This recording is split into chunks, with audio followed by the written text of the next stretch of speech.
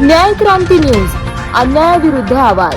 नीट paper फुटी प्रकरणानंतर राज्यभरात शिक्षण व्यवस्थेबाबत गंभीर चर्चा सुरू झाली असून त्याचे पडसाद आता पुणे आणि पिंपरी चिंचवड सारख्या प्रमुख शैक्षणिक केंद्रांमध्येही उमटताना दिसत आहेत। शहरात सध्या कोणत्याही विशिष्ट संस्था, शाळा, कॉलेज किंवा कोचिंग क्लासवर अधिकृत अथवा ठोस आरोप झालेला नसेल तरी शिक्षण क्षेत्रातील काही कार्यपद्धतींबाबत नागरिक, पालक आणि शिक्षण वर्तुळात प्रश्न उपस्थित होऊ लागले आहेत।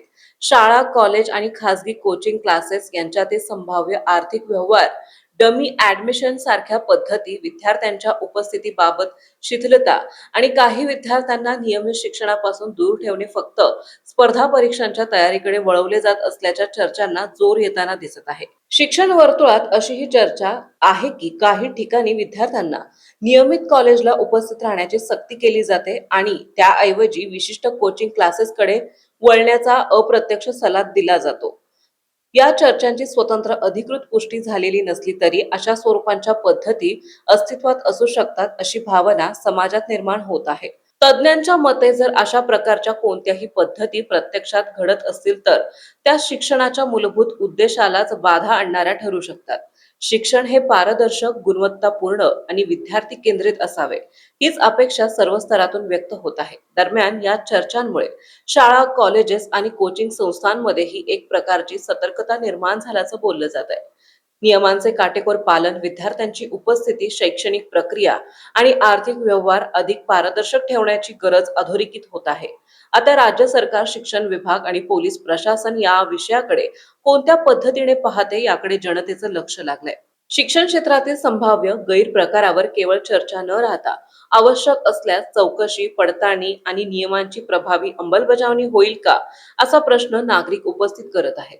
शिक्षण क्षेत्रातील वाढत्या चर्चांच्या पार्श्वभूमीवर प्रशासनाच्या कार्यक्षमतेवरही प्रश्न उपस्थित होऊ लागलेत। नियमांची काटेकोर अंमलबजावणी, नियमित तपासणी आणि प्रभावी नियंत्रण यंत्रणा मजबूत नसल्यास अशा प्रकारांना अप्रत्यक्षपणे वाव मिळू शकतो अशी भावना काही पालक आणि नागरिक व्यक्त करत आहेत। गरीब आणि मध्यमवर्गीय पालकांमध्ये चिंता वाढताना दिसत आहे। मोठ्या फी, कोचिंग संस्कृती आणि निकालाच्या स्पर्धेत सामान्य पालक आर्थिकदृष्ट्या दबावाखाली जात असल्याची भावना व्यक्त केली जात आहे। शिक्षण हे गुणवत्तेचे माध्यम राहणार नाही की आर्थिक व्यवहाराचे केंद्र बनणार असा सवाल अनेक पालक उपस्थित करत आहेत। शिक्षण क्षेत्रातील पारदर्शकता, विद्यार्थ्यांचे हित आणि गरीब पालकांना न्याय मिळावा यासाठी न्याय क्रांती न्यूज या विषयावर लक्ष ठेवून आहे। कोणत्याही विद्यार्थ्यावर अन्याय होत असेल, शिक्षणाच्या नावाखाली आर्थिक शोषण, डमी ऍडमिशन, उपस्थितीतील अनियमितता किंवा संशयास्पद प्रकार आढळत असेल तर संबंधित पालक, विद्यार्थी आणि नागरिकांनी पुढे येण्याची गरज असल्याचं मत व्यक्त केलं जात आहे। गरीब आणि सामान्य कुटुंबातील विद्यार्थ्यांना न्याय मिळवून देण्यासाठी आम्ही आवाज उठवत राहू अशी भूमिका न्याय क्रांती न्यूजने घेतली आहे। तसेच शिक्षण क्षेत्रात कुठेही संशयास्पद प्रकार, गैरव्यवहार किंवा विद्यार्थ्यांच्या भवितव्याशी खेळ होत असल्याची माहिती असल्यास नागरिकांनी पुराव्यासह न्याय क्रांती न्यूजच्या चॅनलशी संपर्क साधावा असे आवाहन करण्यात आले। तज्ञांच्या मते पालकांनी केवळ जाहिराती, निकालांचे दावे किंवा टॉपरच्या प्रचारावर विश्वास न ठेवता संबंधित संस्था, उपस्थितीत नियम, अभ्यासक्रम, शिक्षकांची गुणवत्ता आणि विद्यार्थ्यांच्या वास्तविक शैक्षणिक वातावरणाची सखोल माहिती घेणे आवश्यक आहे। विद्यार्थ्यांच्या सर्वांगीण विकास आणि नियमित शिक्षण प्रक्रियेत सहभाग तितकाच महत्त्वाचा असल्याचंही अधोरेखित केलं जात आहे। एकूणच सध्या सुरू असलेल्या चर्चांमुळे शिक्षण क्षेत्रात अधिक पारदर्शकता, जबाबदारी आणि शिस्त यांची अपेक्षा अधिक बळकट होताना दिसत आहे। आता सरकार, शिक्षण खाते आणि संबंधित यंत्रणा यावर नेमकी कोणती भूमिका घेतात याकडे संपूर्ण राज्याचं लक्ष लागलंय।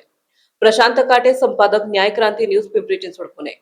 आपल्या परिसरातील बातम्या पाहण्यासाठी चॅनलला सबस्क्राईब करा, व्हिडिओला लाईक करा आणि बेल आयकॉन दाबायला विसरू नका।